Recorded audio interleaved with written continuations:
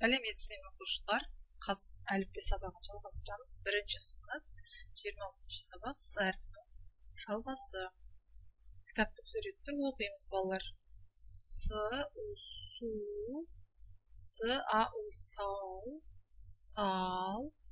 су, суар, лас, су, асу, сау, асау, сала, суару, аласа. Балалар, мына суретке қараймыз. Біздің бірінші суретте біз не көрдік?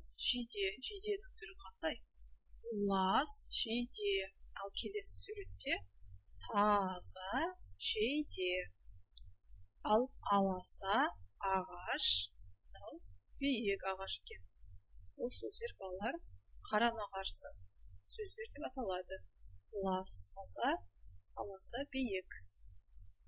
Балалар, бос төргіздерге біз сөздерді қоямыз. Мысалы, нан, анау нан, анау ас, анау асу, ала суар, сара су ал. Балалар, суретте тайды көрдіңіз, иә? Алан ат немесе тай суар. Анау тай, тай асау екен. Асу, осыға қараймыз. Ас, ау.